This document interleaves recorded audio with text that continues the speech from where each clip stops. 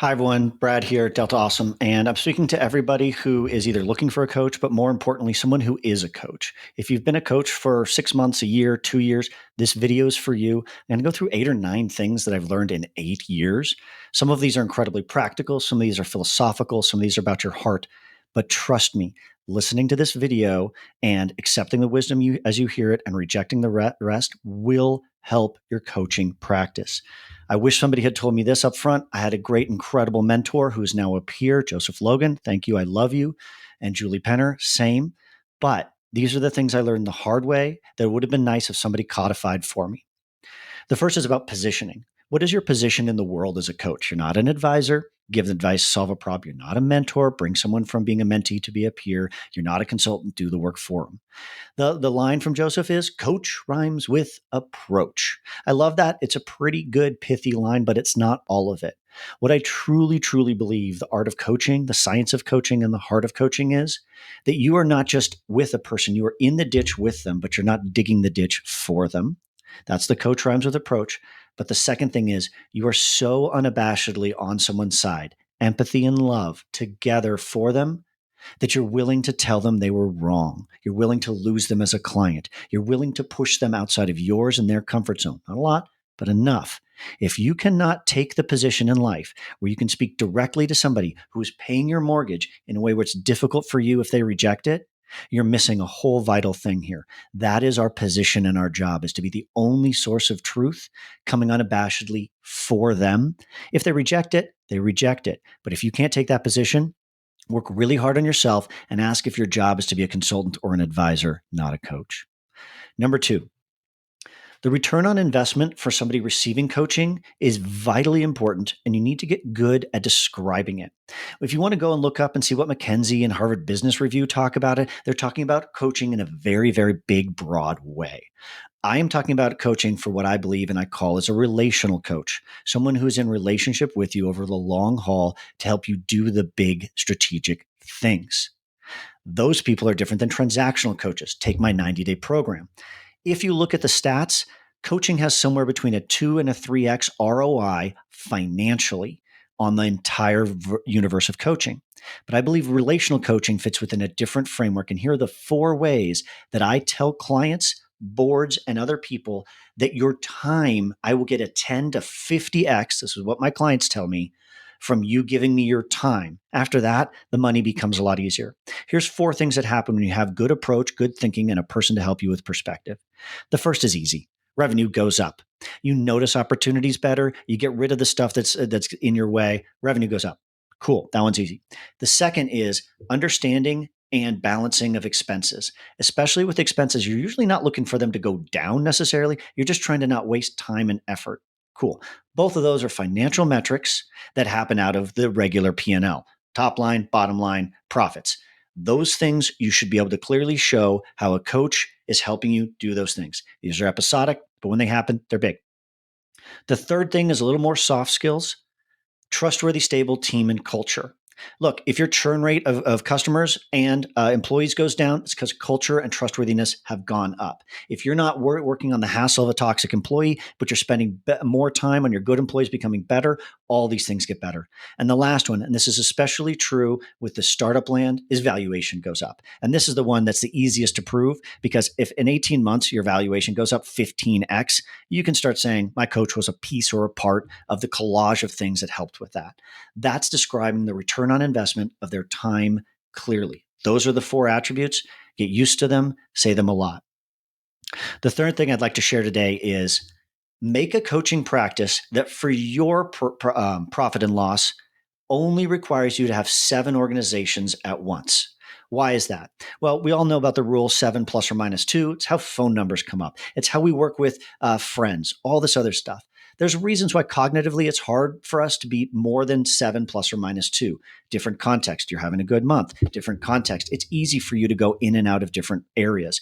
For instance, the coaches who only work in one industry typically are able to go closer to the 9, where someone like me who works in a lot of industries, space, finance, software as a service, hardware, commodities, the code switching between these is so onerous on me when I'm talking about somebody creating hemp in Pakistan and then followed by somebody doing software as a service in Silicon Valley. When those things are together, my brain struggles to go through that patterns so much. So I can't really do more than 7 full-throated efforts. That's why I say 7 plus or minus 2 when you're a relational coach.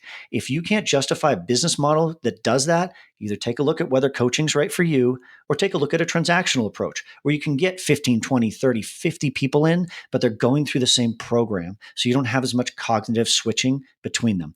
ROI is lower, quantity is higher. I'm the other side of the equation.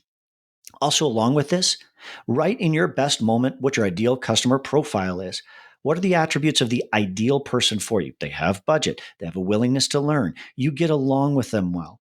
Now, you're not going to hit this right away in your first years, but what you want to do is have a constant getting closer to that being your normal than it is just an ideal. That's why the internal ideal customer profile is so powerful for you.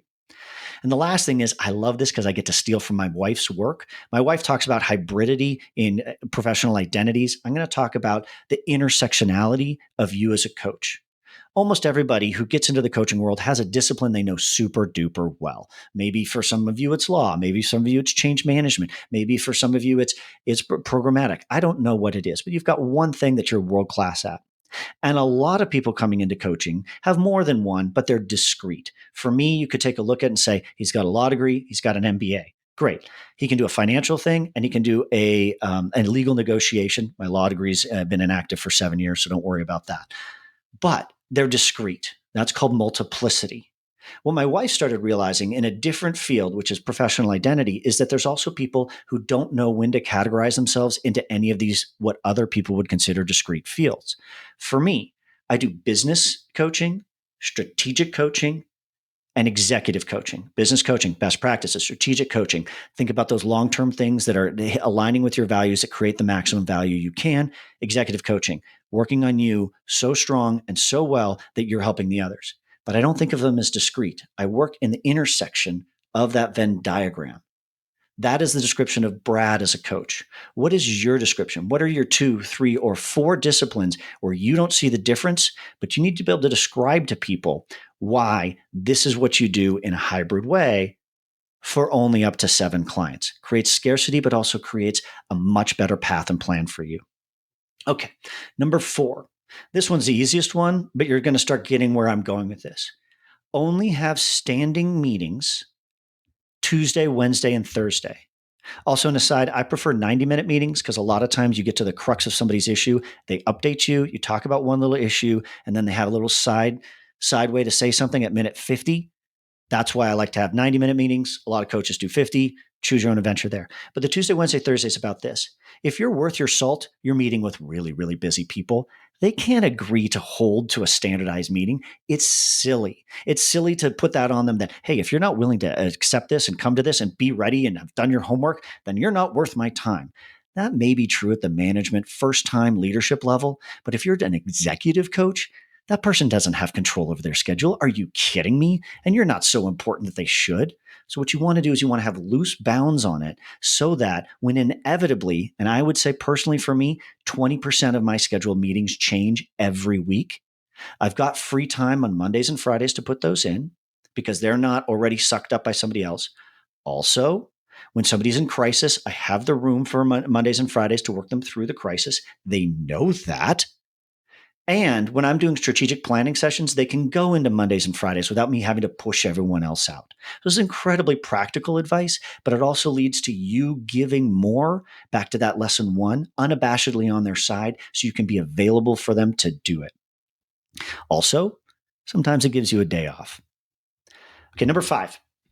This is the hardest one socially, especially because in the coaching mindset, a lot of times there's a lot of scarcity because you have good times and bad times, but you know the good times won't stay and the bad times you can believe are always true. But you have to have incredibly hard boundaries written for who you will and won't take. So it's not about ideal customer profile. It's below that standard, and when or if you'll fire someone. And the number one way to work on your heart on this is to have another coach you like and respect that you can hand someone off to. Don't do it without integrity, but hand someone off to. Now, that's really hard because I'm telling you, wait, I've got a scarcity mindset. I'm not paying my mortgage. I'm building my clientele. And you're saying, Brad, hand someone off. Trust me, the blessings come back. Every time I've received something from a coach, every time I've handed something to another coach, everybody's won. And there's a lot of people who either are stinkers or they will not actually accept help or coachability. Let those people go, because all they are doing is putting a cap on your ability to find someone amazing. So being okay with not accepting somebody who won't be accepted, even if there's budget, and for firing somebody for their own reasons, you have to do it. It's an essential skill. I highly recommend you practicing it in front of the mirror and then enacting it. Okay, let's talk about, we talked about pricing a little bit, which is you need to be able to handle having only 7 clients and a P&L that works for you. But I also want to talk a little bit, a very practical thing. Look, a lot of people don't know, or they're wishy-washy, or especially if they're in startup land, they just do not have the budget to pay you your full amount. Great. Here's how you go about this.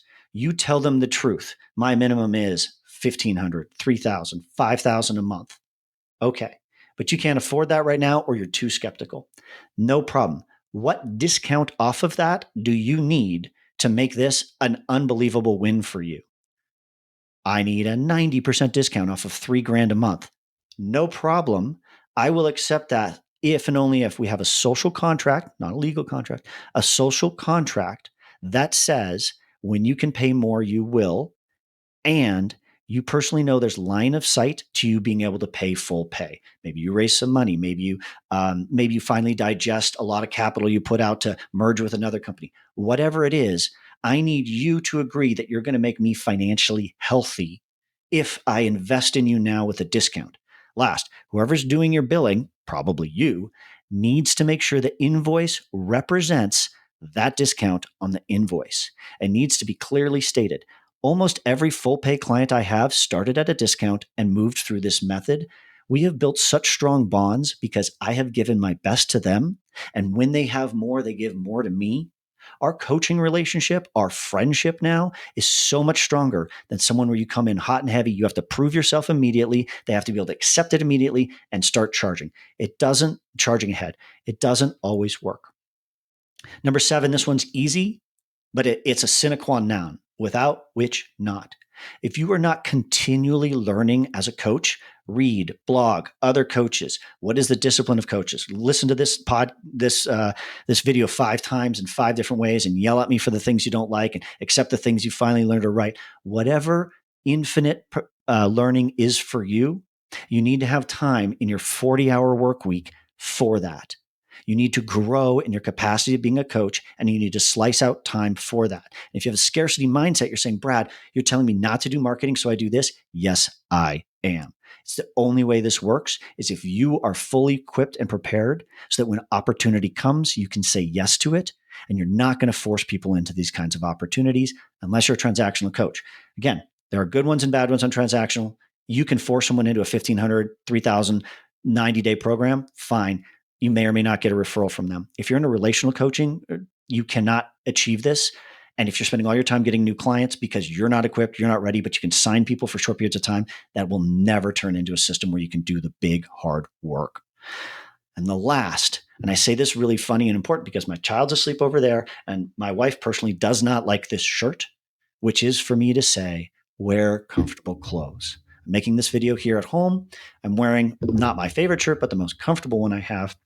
When you look at coaches, there's this joke about we all wear like kind of weird clothes, Viore and Patagonia and whatever, or like a cool t-shirt, whatever. It's kind of that. They're just comfortable in their own skin. This is actually vitally important.